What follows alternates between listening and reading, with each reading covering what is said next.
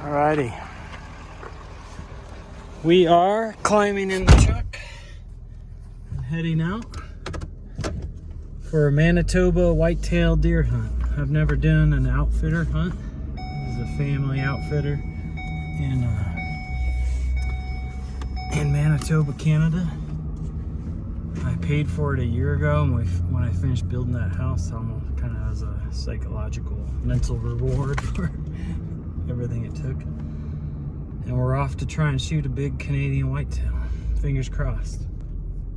I have 18 hours driving, and I'll hunt Monday through Saturday, 6 days, and be in the lodge or a cabin they provide for me, and they'll put me in blinds everywhere. I've never done anything like this. Usually I just do my own hunting, so we shall see how it goes. I'm hopeful that if anything, it's just really restful and no stress, other than I paid for this, I better shoot a big buck. Is this a big buck on Monday, or should I wait? All that sort of stuff that goes through your head. Anyway, we're off. I'm gonna document this and make a video out of it.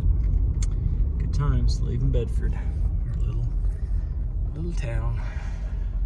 Quick stop here in Bozeman, Montana to go in the meat eater store. Let's go see what it's all about. Here's the buffalo skull you hear about on the podcast, so you can put your finger here. Kind of fun. If you listen to the podcast, you know what that's all about. Kind of cool store. Just passing through Bozeman. I'm on my way to Manitoba. All right, here we are. You got the U.S. Customs on one side. Leaving the USA, stop at Canadian Customs. All right, that was easy. It's kind of windy. Hopefully you can hear me. So I just checked in, took 5-10 minutes. He inspected the firearm, and now I'm out of here. Headed into Saskatchewan to go to Regina. Here's the sign. I don't know if you can read it. Land of living skies. More rolling plains. Fun. Here we go. So look at the sign. Land of living skies. And the speed limit turns to kilometers, so I'll have to remember that. Pay attention to that inner circle numbers. Maximum 70 means 70 kilometers an hour.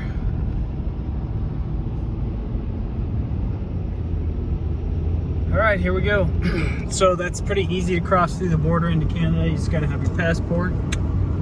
And I pre-typed the form. I just printed it online, but they also have them in there, and you can just pencil them in pretty quick. And it ended up, my form had cut off on the printer, and so she had to transfer it all over by hand, but she was super cool about it. This is the 5th time I've come into Canada to hunt over the last 14 years, and it's always super easy, and they're super cool. Canada's like the nicest people on earth. Quick stop off at Canadian Tire here in Regina, Saskatchewan before I hit the road for Manitoba. My favorite store. Outdoor Rec. Should be back here. Past the bear. Okay. I still think Canadians are the nicest people in the world. I think everybody's been over the top friendly since I drove into Canada yesterday. Let's get out of here. Get on the road. 4 more hours. Yellow handles. You can pull up to They Serve Islands, where they come out and do it, or self-serve. $1.59 a liter. Not gallons.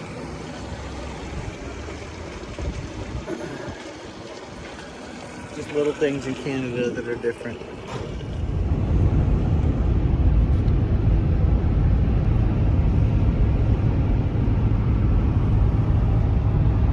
Skies are filled with geese in Saskatchewan and Manitoba. They've in the fields, in the skies, everywhere. Kind of a couple of fun signs here in this little town. And this one over here. Sorry, I'm zoomed in. There's a car coming. Just some little town on the side of the road in Saskatchewan. All right, I gotta figure out where I'm going.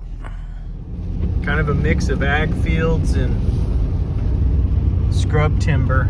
all of this sits up this against this huge national forest and crown land and other things. So, and then just all these private farms throughout here. So, kind of exciting. I love this snowstorm coming in night before the hunt. All right, here we are. There's the ranch house. Cabins tucked away. We have arrived. Exciting. 32 degrees. Snowing. I'm bringing my stuff into the cabin. The other group of 4 is over there. Husband, wife, and their fathers. Family from Texas, North Carolina. I haven't met them yet. That's just what they told me. And this is my cabin. I got this to myself because there's no other hunters. Oh, almost. Awesome.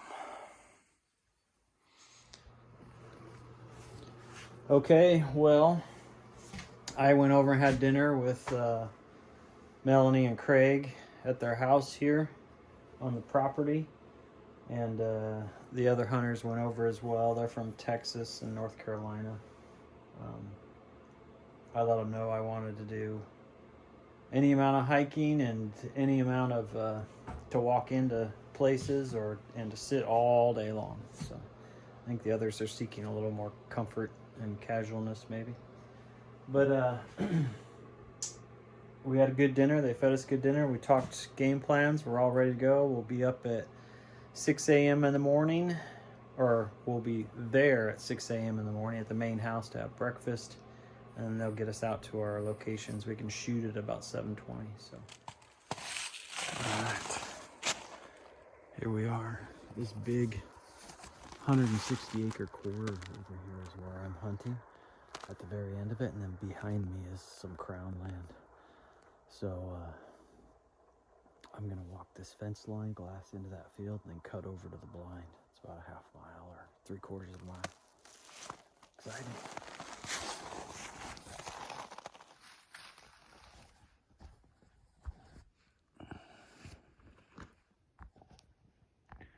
You can see the blind out there, and just in front of it, I put the binos up, and there's 5 does, and there's a pretty good sized buck just chasing them all over.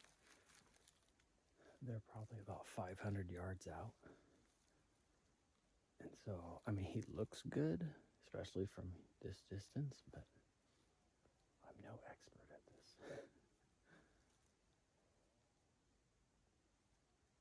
Looks like they're pushing this way. All right, I'm gonna get back to hunting, but it would be weird the first few minutes. I mean, you can see them running around. They're just zooming around. He's chasing those does hard. I don't know if you can see it in the camera.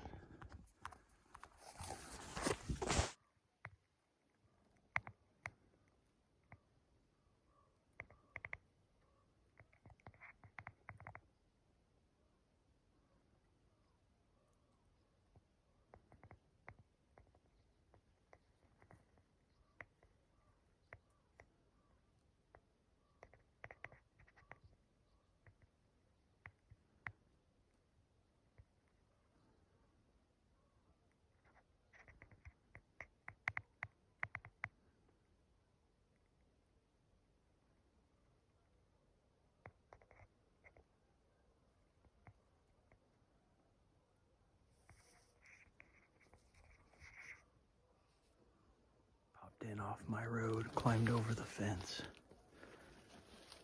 and now I'm about to work this line down to the blind down there, that spot you can see.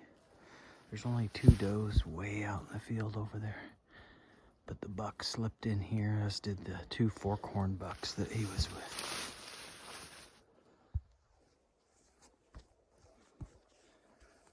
So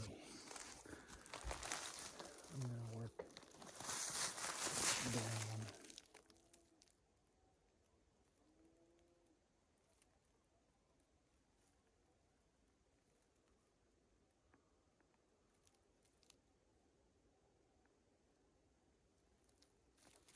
I'm gonna work down to the blind.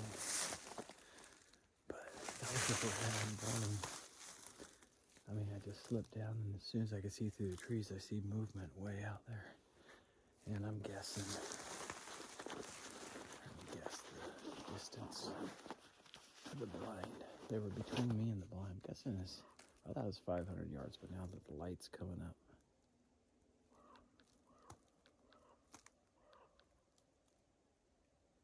Yeah, it's 500 yards to the blind, so they were probably between 400 and 500, but just far enough. It took me a long time to figure out how big he was, but after he ran maybe to within 350 and was really chasing and standing and looking, he looked like kind of a good 2-year-old buck, or maybe a smallish 3-year-old buck. But like if I'd been in Wyoming hunting the edges of our whitetail habitat and I had my deer tag, I would have shot him. But up here, I'm gonna wait.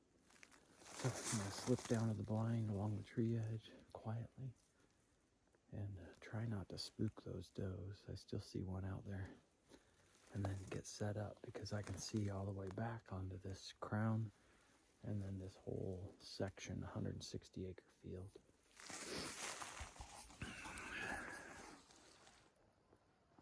All right, here's our stand. We saw that buck go through the brush.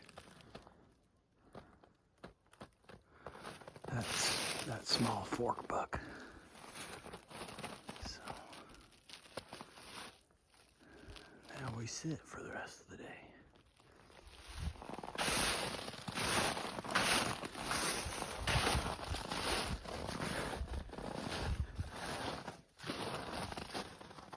Finally got pried open. I had to get my knife out. It was frozen from the ice and the wind. We had rainy ice yesterday. Here we are. All right, let's get up in there. Sun's just coming up.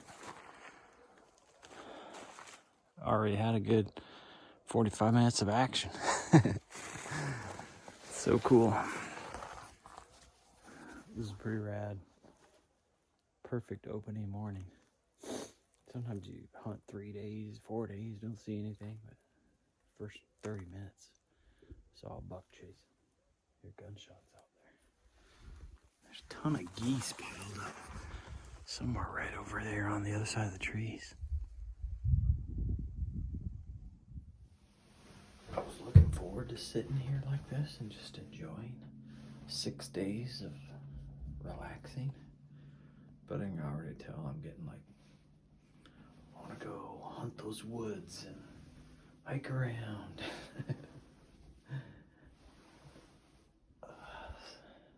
I brought a book though, so we'll see how it goes.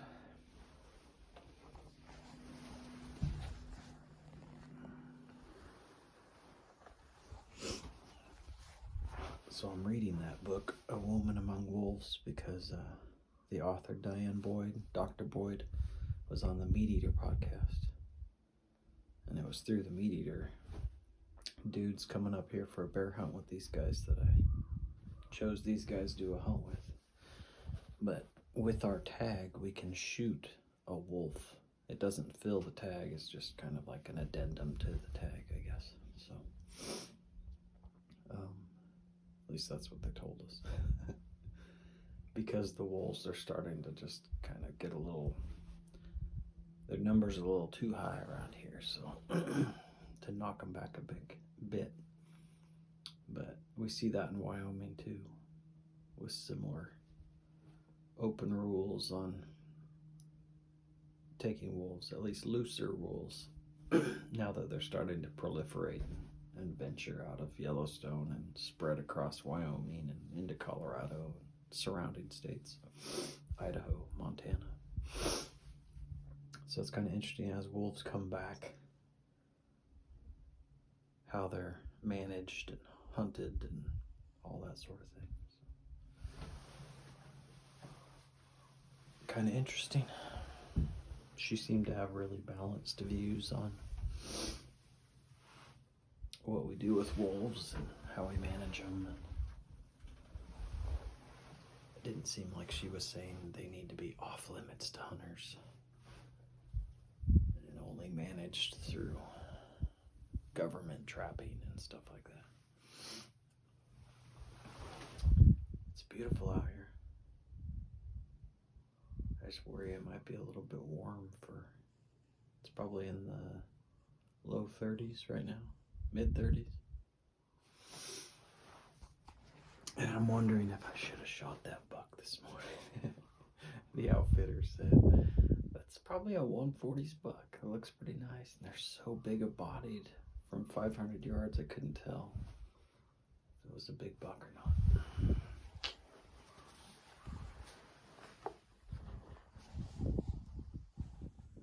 So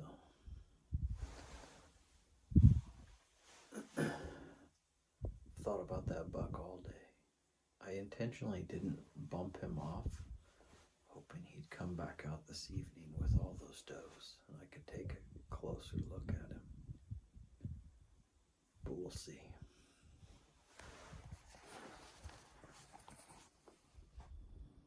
Sitting here reading my book, and a ladybug came flying through the window and landed here. I know ladybugs were out in the winter when it's 32 degrees or colder. Guess it's warm in here.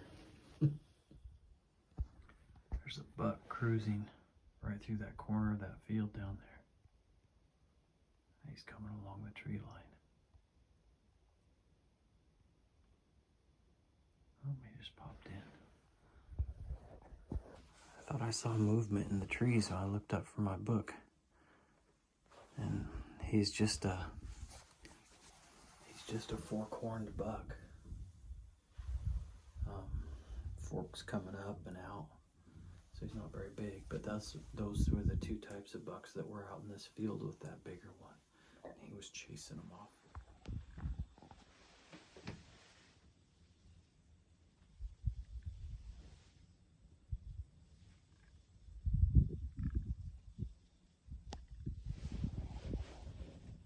I had my gloves on. I tried to pull them off. I heard grunting right out my window. It was that buck that ran across the corner over there. He just came cruising across, just out running. I mean, he ran. I never called or did anything to bring him to this spot. At least not for like 2 hours.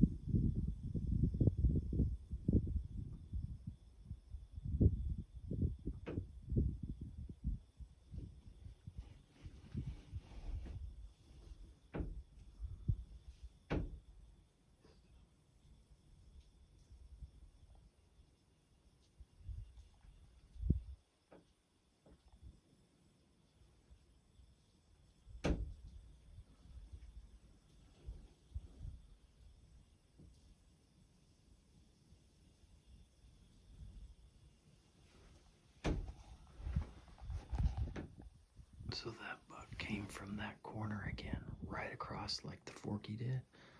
Only it was a long time and he never came out. I moved And so I started grunting, and then eventually I saw him come out right here. He went over and made a scrape behind this little tree.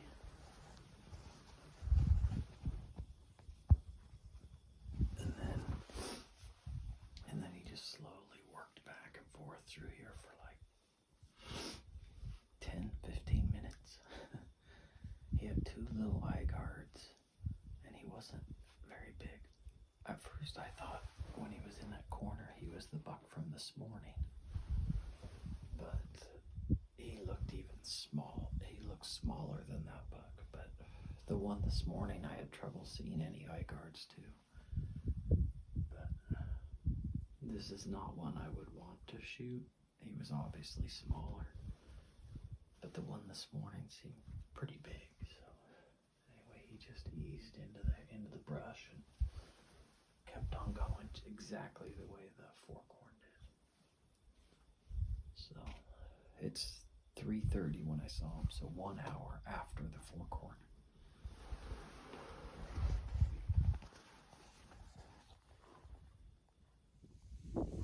Alright, officially done for the day. That was a super cool first day of hunting.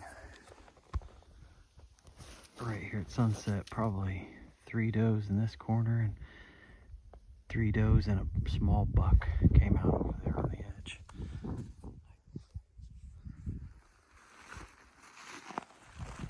Just walking across this 160 acres. What a beautiful, perfect day. That was cool. More than I expected.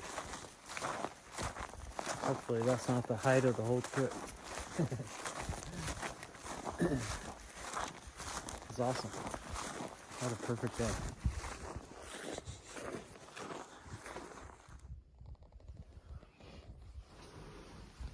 Well, it's the second morning, and I came in along the tree line the same way as yesterday. It was really windy. I came in earlier, maybe 10 or 15 minutes, and glassed from the corner, and there were no deer in the field. Coming along this tree line, I did bump something that was just inside the trees, and it crashed through the brush pretty heavy. I'm assuming it was a buck, but so I got here and I set up. I brought my spotting scope today, which if I had that yesterday, I would have put it on that buck running around that field.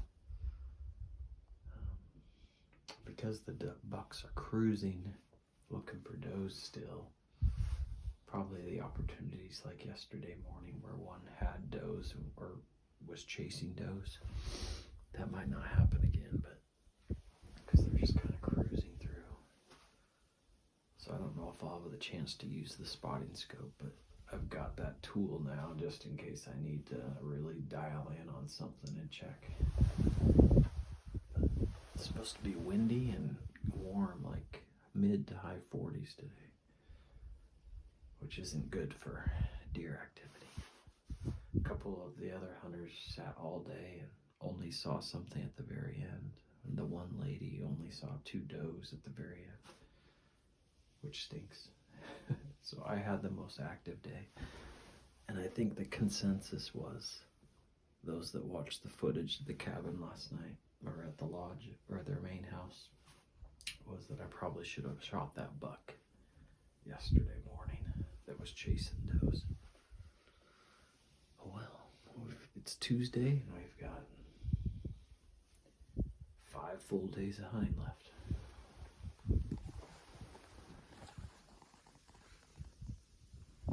Beautiful sunrise. This massive field out in front of me.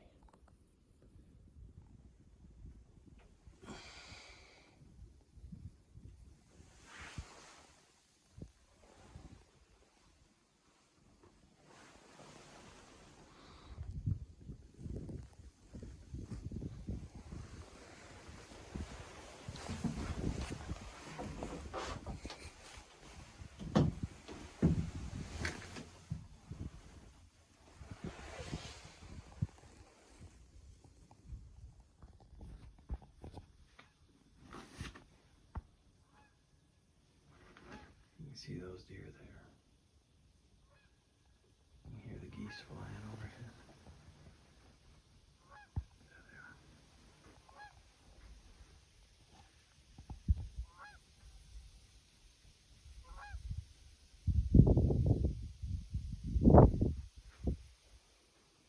Those deer in the field. So, I sat here. It's 5 o'clock now, and I sat here since, well, I started hiking in at 6:55, so 10 hours almost in the blind. I saw a deer cut the corner at 3 p.m. It might have been a small buck. I mean, a little forky buck, or a doe. I couldn't tell. There's 2 does that just came out on the east side, and these 2 does in the southwest corner here. A long day of nothing after yesterday's spectacular day of 7 bucks and 11 does, or 14 does, something like that.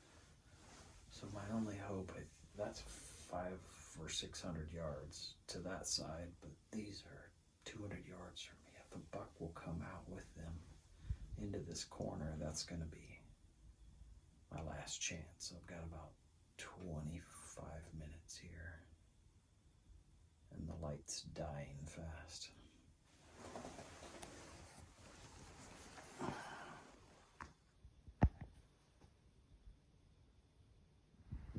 So now I've got 5 does on the east side, and then right here, that dot there is a buck. Unfortunately, he appears to be that fork-horned buck, although he's a little bigger than a fork-horned. He's got kind of a little sweep of a tine out front. And that must have been what I saw cut across that corner, and then he just came out. 2 hours later, he's just posturing. He's all swollen up.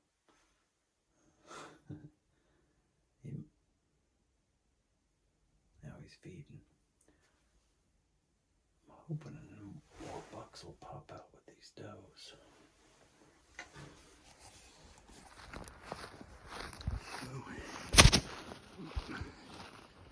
So you probably can't see me, but I have a red light on this time in case there's any road hunters sitting there. But I was surrounded by deer there at the very end. Those does came out just within 60 yards of me, 50 yards of me. 3 does. I was hoping a buck would come out, and the only sizable buck, I could see main beams, and they looked modest, but it was very low light, and I could not see tines because of the low light. I even put my spotting scope on them, but as soon as I zoomed past 20, it would go dark because I was inside that box.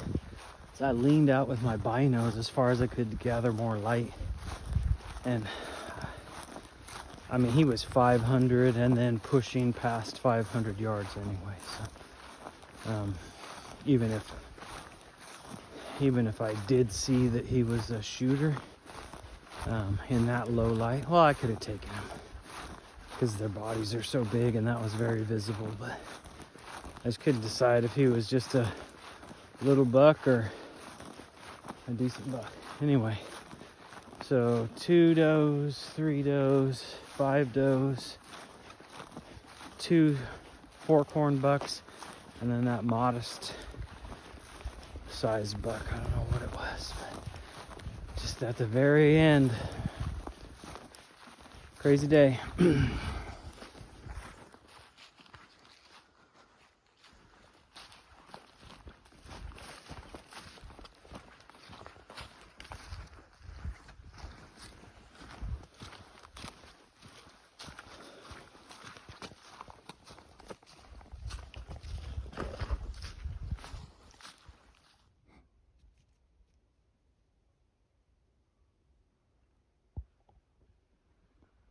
There's a buck right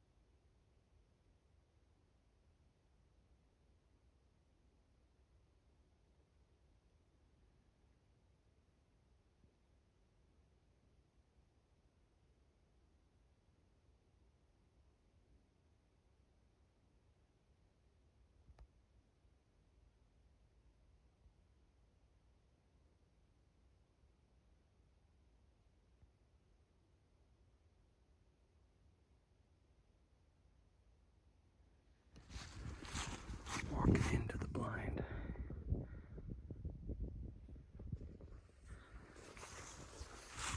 So, coming down that lane in the trees, those deer were in there and out here. And that small buck in the video was fighting with a forky, and that small buck and the forky came out last night amongst the does, and I couldn't tell how big he was. So, but it was funny that they were fighting, and then I grunted multiple times and got that deer to come within 50 feet of me. Pretty cool. And then the forkhorn buck went off this way to chase does over here. Chased them into the trees.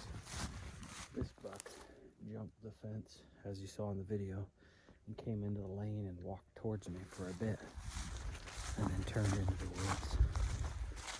So I grunted at him as he eased into the woods. So I don't think I spooked any deer, other than maybe that small buck. But even then, he wasn't spooked. He didn't take off running. He just walked into the trees.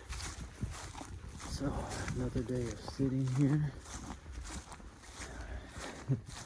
And each day that passes away from passing on that first big buck running around in here chasing the does. I think I probably should have shot that one. It's Wednesday, third day of the hunt. 4 more full days left.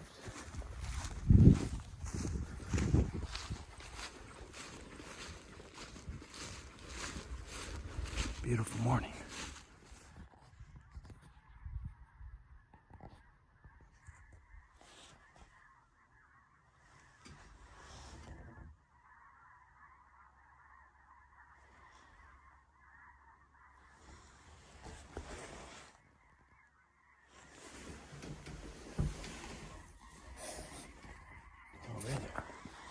I was like, I can hear a bajillion geese, but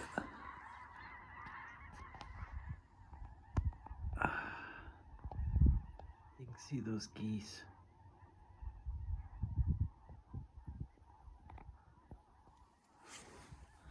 They flew directly overhead and just, I mean, it was crazy loud. And I videoed the whole thing and looked down and I didn't press record. I love Canada. There's just wildlife everywhere. That's pretty amazing.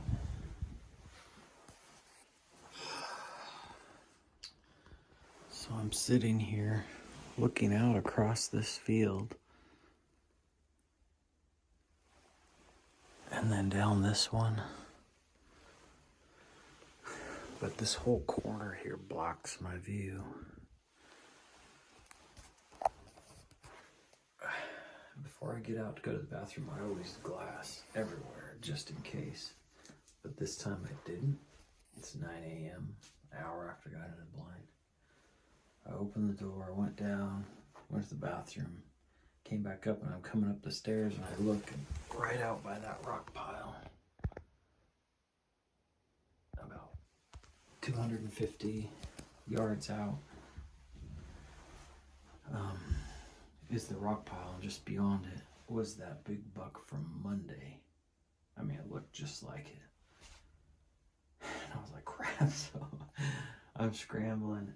He must have come from the east, cutting across.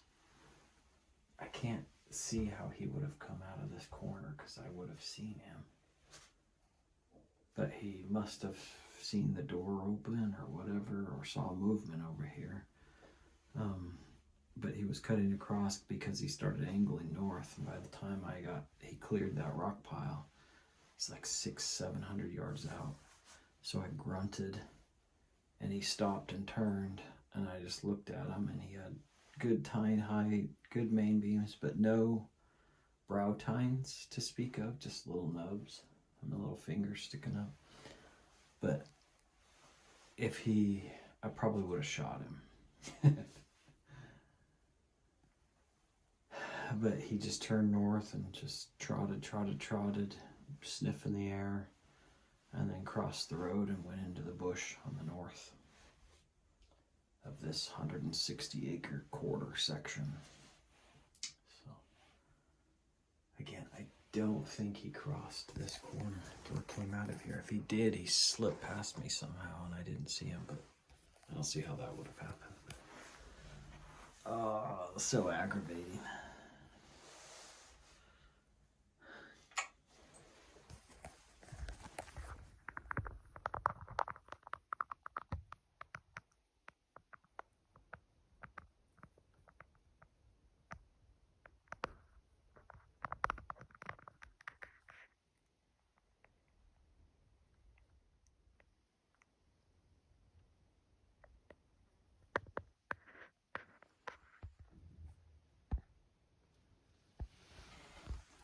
It's 3 o'clock, and I'm just, every 5 minutes I've been looking out every window, and I'm looking back here all day long.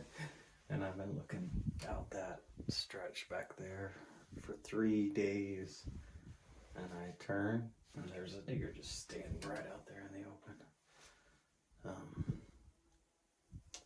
I did some rattling maybe at noon, so 3 hours ago, but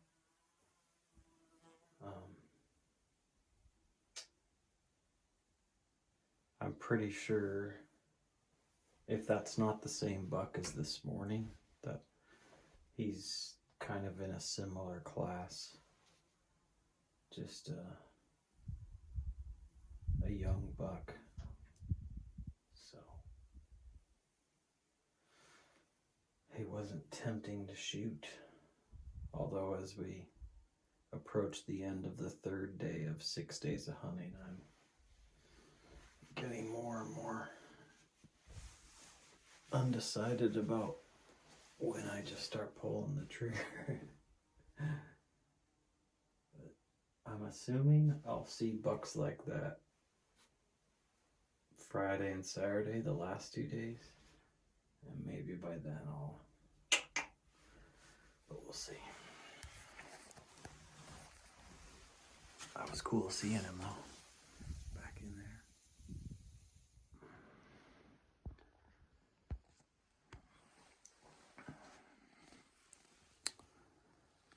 Well, this is the next hour is when they should start coming out. And hopefully does come out and bring a big buck with them. There's the first doe of the evening. She just came out.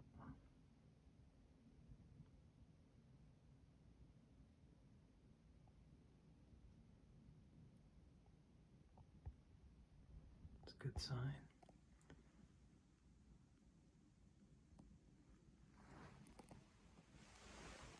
It's really pretty with that moon up. It's almost a full moon.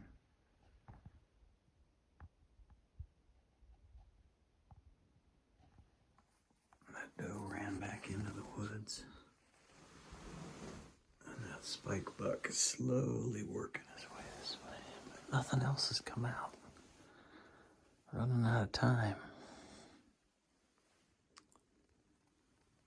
Beautiful day. Saw a good number of deer. Bunch in the morning and then 1 in the afternoon. Well, 3 in the afternoon.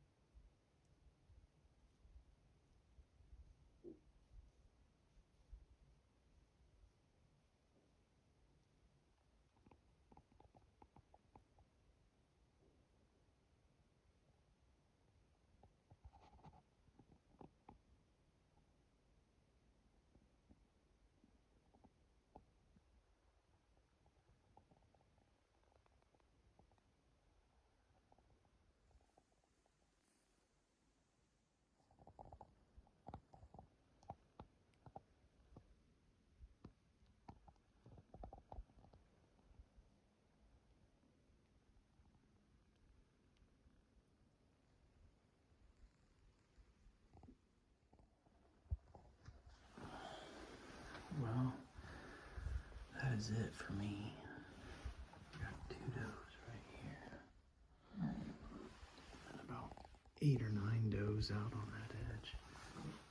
And that small buck from this morning, or something like him, chasing them all over the place.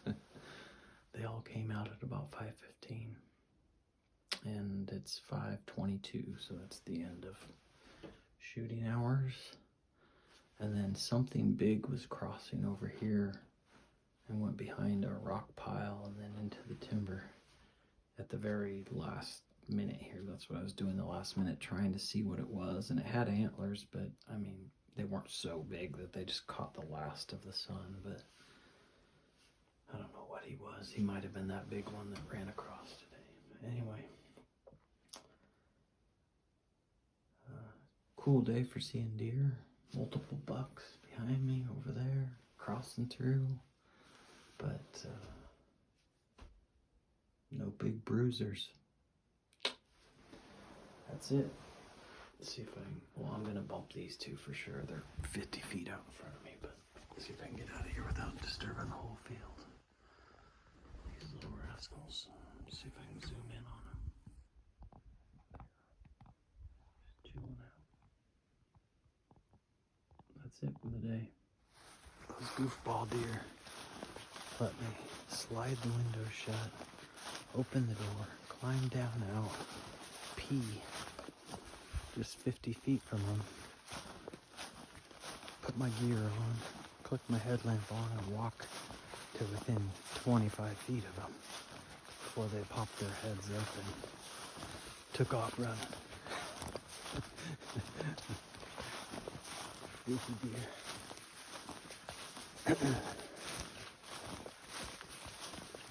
Well, another cool day. These rocks are right. I'm gonna video you, add it to my, I'm making this so my dad can watch what I did up here. Okay. All right, so show me what you're doing. I'm gonna, first I'll move this one out of the way. I'm gonna cut all 4 feet off and the tail. And then I'm gonna split him down the belly and skin him so that he's round like this.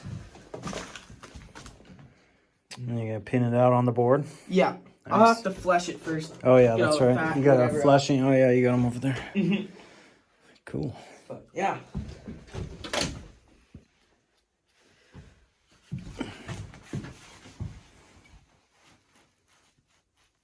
Who taught you how to do all this?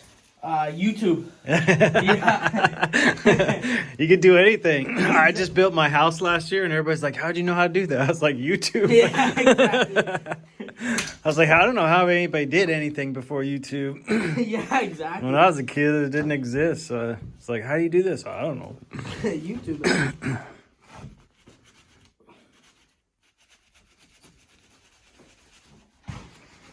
This knife could probably use a sharpening. There's claws on the front. They just dig and dig with those things. Yeah. There's their teeth. Okay, he's got a couple otters in here. Look at that. It's cool. Frozen solid.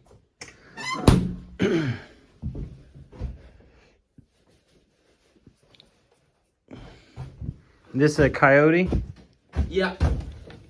It's a coyote. It's from last winter. I just had them in the freezer. I haven't done them yet. Yeah, in the wintertime there'll be dozens of them up there, but You foot trap those, or how do you do them? I usually snare them. Snare 'em? Yeah. Around a bait. Put like deer scraps or whatever out and get them to come. What about these coons? I use foothold traps for coons usually. You get a lot of those? Decent amount sometimes. I guess it just depends how many traps I put out, but I'll probably on the weekend I'll put some more coon traps out. So how old were you when you first trapped beaver and skinned them like this and stretched them? I think maybe I just turned 14, so probably 9 or 10. Really? Yeah.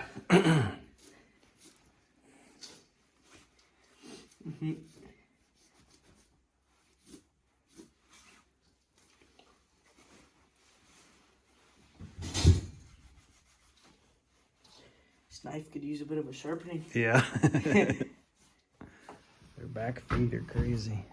Just how all webbed and. The one toe that's split. There's one split. Is it this one with the double toe? Yeah, right here. This one. Oh, That double toe. I didn't realize that. They use that for grooming. Huh? I didn't know that.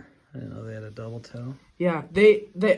If you Google it, like each toe has a function of a something? Yeah, here's the specific double thing that toe. they use for. I didn't know they had a double toe. That's trippy.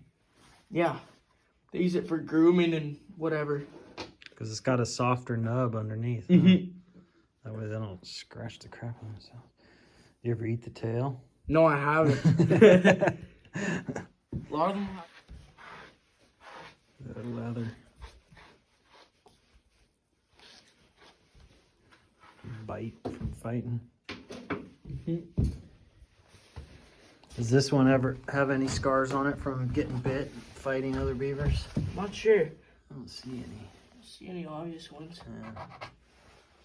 Some of them have lots, especially by their like back end. Yeah, they get bit all over. Yeah, right, all on their back end. They'll just be like marks and. Yeah. That's crazy. In the second beaver and opened a cyst. Give that a little taste. Ugh. That's crazy. Nasty. Got a big old. Is it a hole in the hide? Nope, just underneath. Huh? Underneath. Yeah. Holy cow, that's a big old one. Yeah. That's all pus, probably. I bet that stinks. Yeah. Kind of smells weird. Well, that's almost sweet smell. Yeah, I know it is. It's weird. Like custard. Give her a taste. Ugh. Let's see that hide.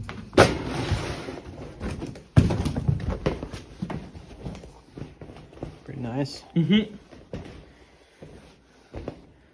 have that soft black underfur. Yeah. See that? Yeah, that's what they do. These guard hairs are more rough, but underneath it's. Yeah, they trim them with the, just like a normal hair trimmer, and then they pluck all the guard hairs out, and it's just that soft cottony fur.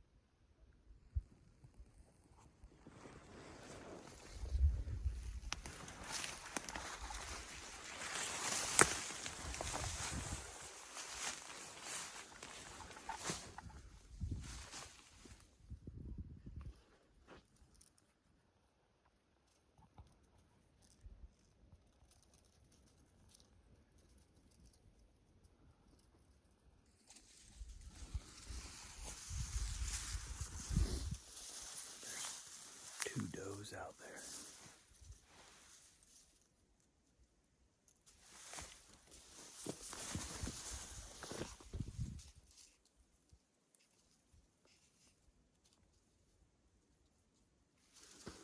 I think it's the doe and the fawn where it came out last night.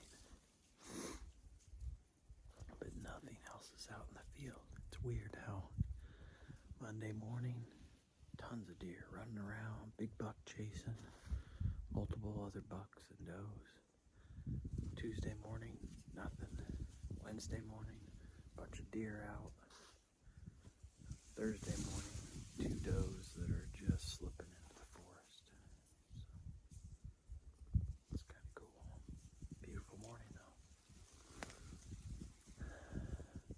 asked if I wanted another spot. And I was like, just stay here. I mean, I've seen deer like crazy.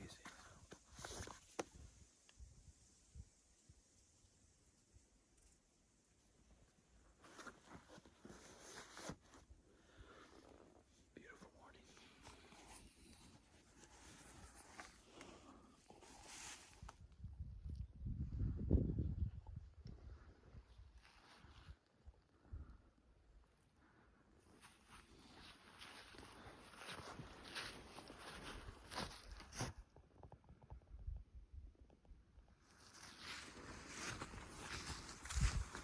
Another spectacular morning.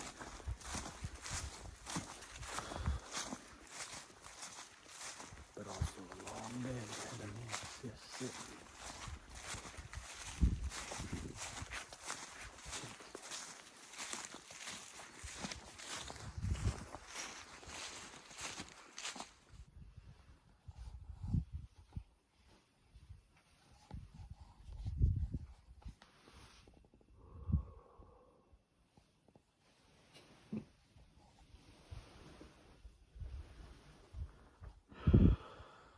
I took the windows out.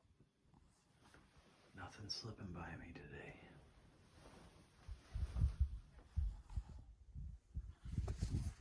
Oh, I'm shaking. Came in this morning, no deer in the field. Came down to the corner, I'm walking along, I'm glassing that edge. Finally, I see a big buck down in that corner. I assume this is the same one, and he's running around sniffing the ground like they do, trying to find estrus in the urine and the doe that they can trail out. And so I run down here, get to here, and I can't see him. He's like in and out of the trees. He's gone into the trees. So I slowly get up into the blind quietly, and then I just start rattling and doing the doe estrus. I'd never done the can. So I rattled, and then I just did the can, several series, and all of a sudden I see him coming running from way up there along the tree line. He's just running straight to me. And I dropped him with one shot, probably about 200 yards, I'm guessing, but I'm gonna go look at him. I hope he's big. He looked big coming to me. We'll see. All right, there he is. I didn't look at him that long, but he looked big coming to me. And after, this is Friday,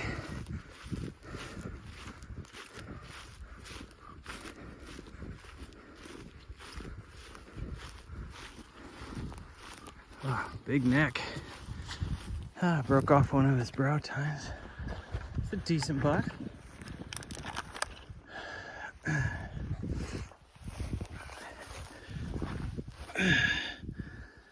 It's as big as I've seen, probably maybe a little bit bigger.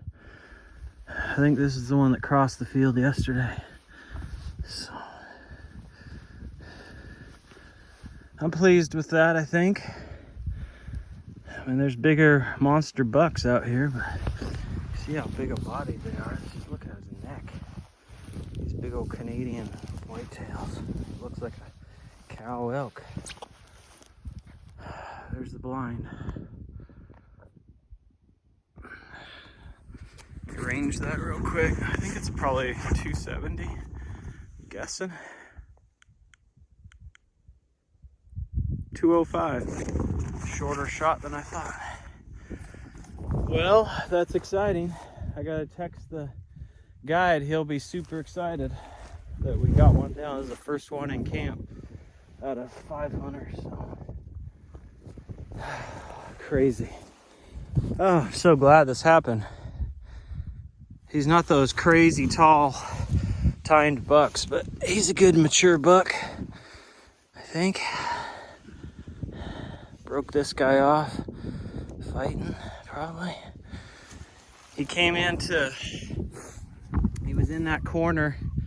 Sorry, I think the wind's blowing. He was in that corner, and then he disappeared on me. I ran down here to the blind, and he couldn't see me, and then he disappeared into the trees and started working his way up. So I finally brought this out. I used this can to bring him back in, and I grunted. So I'm assuming it was the combination of the two. He looks just like the deer on the can. All right, let's text the guide. Sorry about the wind. So glad I don't have to sit in that blind another day. Or 2 days. Whew. Well, I let the guide know to get out here and pick me up. This will be nice. I don't have to do anything. I just let him do it all. These big old white tails on those things. I like the meal there. All I could see was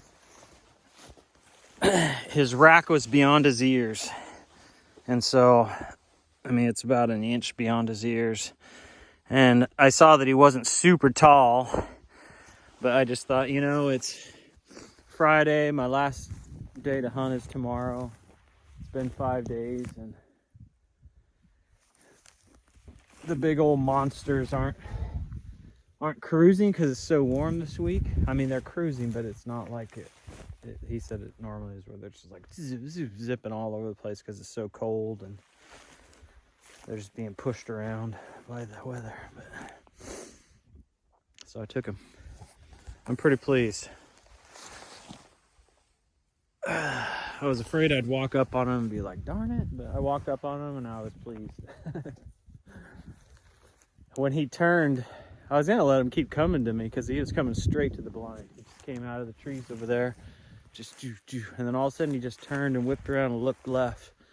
And I thought, I better take him now. So, one shot. I might have hit him high. Oh, there's the bullet exit. It's right there. The exit's right here. So. Big, thick neck. Look at that. It's just crazy how rutted up they are. Good mature buck.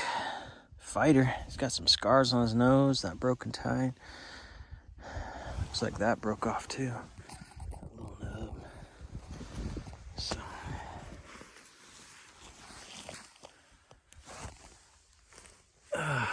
Sweet.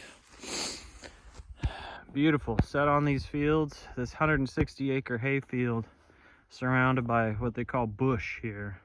Aspens, some pines, scrub brush, willows, some marshes here and there. That blind, and then behind me is an opening into the draw, into the... I'm glad I didn't shoot any of those smaller bucks now.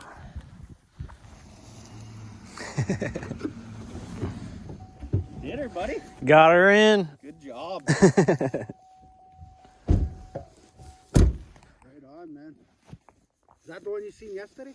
I think it's the chocolate horned buck I saw crossing over. Yeah. This is the dark. This is darker. This is not the one from Monday morning. No. No. So. Killer. Congrats. Thanks. Yeah, Thanks. congrats. Nothing better than being successful. Yeah. Oh, shit, man. It's awesome. Nice body on the bugger. Yeah, he's thick necked. Yeah.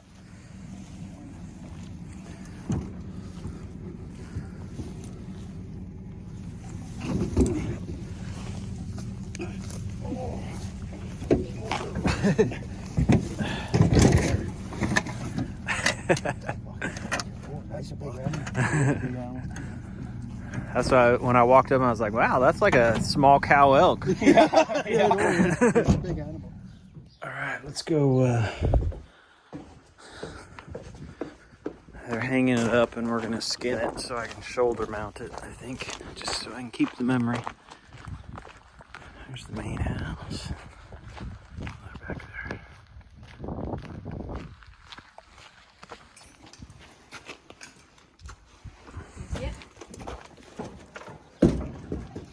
Turn him? No. 255. Turn. 255. Nice. You want a picture? It's just crazy how thick necked they are. I mean, that rivals an elk. Just how thick that is. Yeah.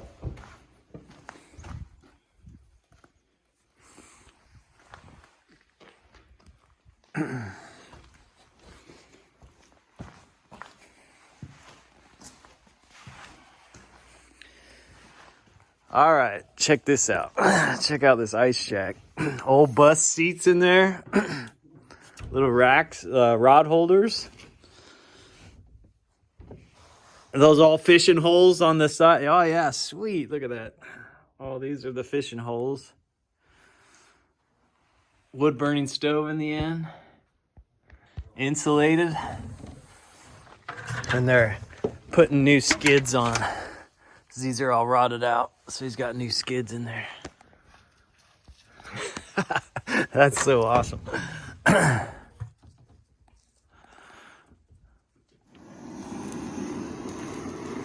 Burning the hair off.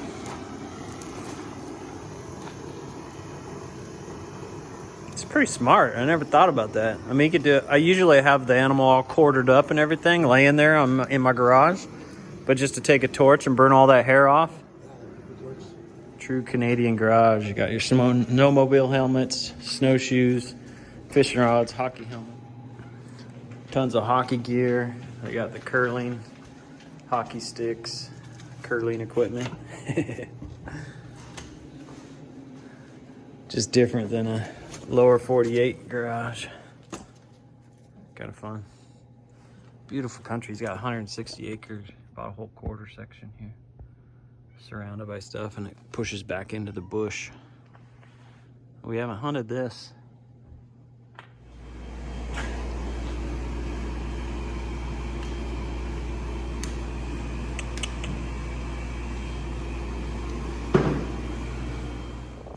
There's my deer. So that might be it. I might wrap the trip with this little segment here. I think I'll probably add something else. But oh man, what a cool hunt. Awesome. I was kind of like down and depressed last night, just a little bit. You know, you got to fight those feelings of, is this going to happen? And now I'm just like on cloud 9. So amazing adventure here in Manitoba, Canada, and just an awesome family to work with. They're just such cool people. Gonna have these coolers full back into my little cabin.